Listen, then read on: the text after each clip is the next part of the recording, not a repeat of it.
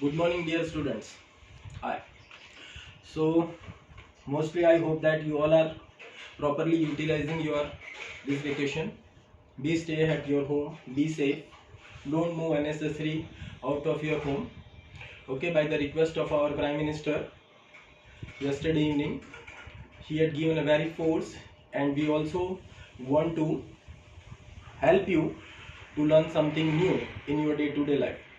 So, dear students, already we had learned in our chapter number 3 about the basic concept of electric current, electric charges, electric potential, the resistance, okay, the relation between the current, voltage, resistance, Ohm's law, everything. Okay, in last lectures we have discussed about the relation between temperature and resistivity, that resistivity depends on the temperature. With rise in temperature, resistivity increases. With decrease in temperature, resistivity decreases. Like that, for semiconductor it is it decreases with rise in temperature. For metals it is increases with rise in temperature, like that. So today we are going to learn about how the electric energy is useful in our day-to-day life, and what is the very basic concept of electricity. Okay, just for example, electric bulb, electric heater, electric geyser, in which electric energy is converted into heat energy. Okay, I am taking this video from my home by the help of the mobile. If you have any problem, you can directly call me or WhatsApp, and most probably I feel that you are getting the clear picture of it. So electric energy and electric power, dear students, so we already know that if R is the resistance which is connected across the battery, and I is the electric current passing through it. Okay, when K is pressed. Suppose at point A, the potential at point A is VA, and at point B, potential is VB. So as the electric current is flowing from higher potential to lower potential, therefore we can say that VA is greater than VB. So therefore the potential difference between these 2 points, VA minus VB, is equal to V. So potential, electric current is flowing from higher potential to lower potential. So potential difference between the 2 points A and B is VA minus VB.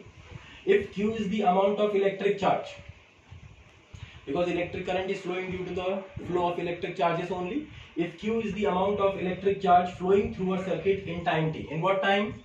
In time t. How much amount of electric current? Q.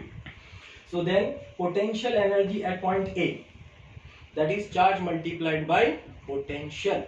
This is the formula. And potential energy at B is equal to VB into Q. So change in potential energy. What is the formula for change in potential energy? Delta U is equal to potential final minus initial, potential at B minus potential at A. That is, we have taken the negative sign common. Same point, VA minus VB into Q. Therefore, delta U is equal to minus V into Q. This is equation number 1. Again, I am repeating, if V and VB the potential at points A and B, and potential difference between these 2 points is V, and Q is the amount of electric charge passing through a circuit in time t, then change in potential energy, delta U is equal to minus V into Q. Simple. And from the law of conservation of energy, kinetic energy, potential energy remains constant. Therefore, change in kinetic energy plus potential energy is 0. Delta K is equal to delta U. And what is the value of delta U? Minus V into Q. So, what is the formula for change in kinetic energy? V into Q. And from work energy theorem, and we already know the relation between the change in kinetic energy and the work done. So, work done is equal to change in kinetic energy.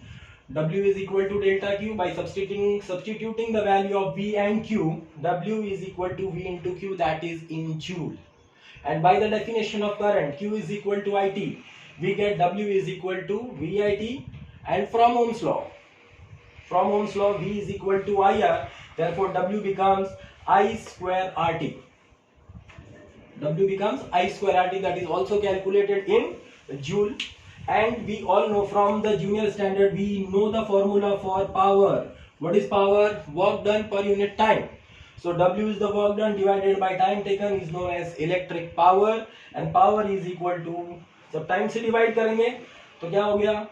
Simple, W by T, VI from this equation I square R, or in place of I when you substitute V by R, so we get V square by R.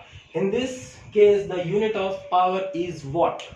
In this case the unit of power is watt. So this is the method by which you can able to obtain the relation between work done in terms of charge, current, resistance, potential, and at the same time you can also obtain the formula for the electric power in terms of voltage and current VI, current and resistance I square R, and voltage and resistance V square by R. In our day-to-day life, where we are using how when you apply the potential difference, electric field is set up, and due to this electric field, electrons experiences the force towards the positive terminal, and these moving electrons continuously colliding with the oscillating ions in the resistance, and the kinetic energy of the moving electron is converted into heat energy, and this heat energy is known as Joule heat. You can experience this Joule heat in your day-to-day life, in heater, geyser, oven, electric bulbs. Wherever the electric energy is converted into heat energy, this mathematical formula is used, and the change in kinetic energy of the electrons are get converted into heat energy. This is the formulas, and this is the related any topic. Okay. So now dear students, you have just learned about the relation between the electric energy and the power. Our next topic is the combination of resistances. So here we are having the two combinations of resistance that we are using in our calculative part. One is known as the series combination, other one is known as parallel combination. So already in the 10th standard you had learned about the series and parallel combination, so therefore it is to be taken in very brief. So in series combination, let R1, R2 and R3 are the three resistances connected in series with a battery, and the key is inserted, and I is the electric current passing through all the three resistance. In series what happens? Only one path is available for the flow of electric current, and electric current I passing through each resistance remains the same. I repeat, only one path is available for the flow of electric current, and current I is passing through each resistance remains the same. So what is the difference here? The potential. So total potential across all three resistance is given by V is equal to V1 plus V2 plus V3. So substituting the value of V1, the current is same, that's why IR1, IR2, IR3, I common, R1 plus R2 plus R3, dividing by I, V by I is equal to R1 plus R2 plus R3, and V by I according to Ohm's law, this is RS, resistance in series. It is also known as equivalent resistance of series combination. So RS becomes R1 plus R2 plus R3. And for n number of resistances, we are having RS is equal to R1, R2 up to Rn. So we can write RS is equal to sigma Ri from 1 to n. So remember, in series combination what happens? The resultant resistance which is to be formed. For example, R1 is equal to 1 ohm, R2 is equal to 2 ohm, R3 is equal to 3 ohm. So what is RS? 1 plus 2 plus 3, that is equal to 6 ohm, which is greater than 3 ohm. So in series what happens? The effective resistance or equivalent resistance becomes greater than greatest. Becomes greater than greatest. 6 ohm is greater than 3 ohm. So again, in series only one path and equal amount of current is passing through each and every resistance. So therefore we are taking the total potential.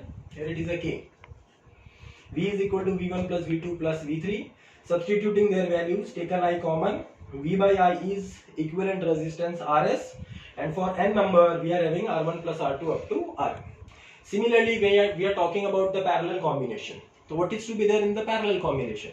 In parallel, potential V remains the same.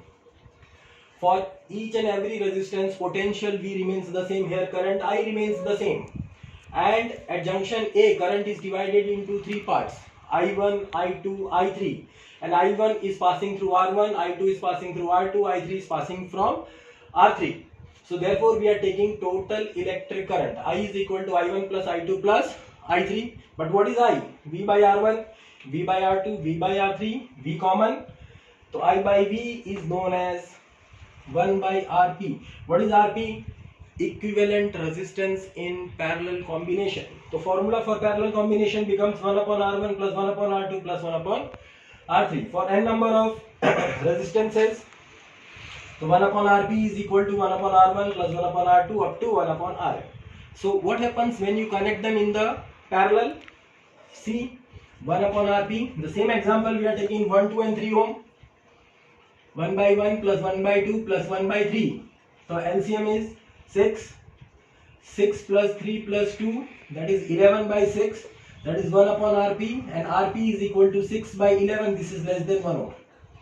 So when you combine the resistances in parallel, effective resistance decreases and becomes smaller than smallest. In series, effective resistance increases and becomes greater than greatest. In our domestic uses, in our homes, we are using the parallel combination. For each appliances, the potential should be remains the same. For lighting purpose, we are using the series combination. In parallel, there are so many advantages. First of all, potential will remain the same. If one of the resistances or one of the bulb is get used, other two will be in the functioning, like that. Already you had learned about this in the junior classes also. This is the small recap for the series and parallel combination. Series में current same, parallel में potential same. Potential difference, current different. Total resistance increases and become greater than greatest. Total resistance of circuit decreases, becomes smaller than smallest. I hope that you can able to understand the series and parallel combination. But questions are depends on the combinations. In the earlier lecture, we are going to definitely discuss the which are based on the series and parallel combination. You can also solve the problems from the exercise which are based on the series and parallel combination. Thank you, students.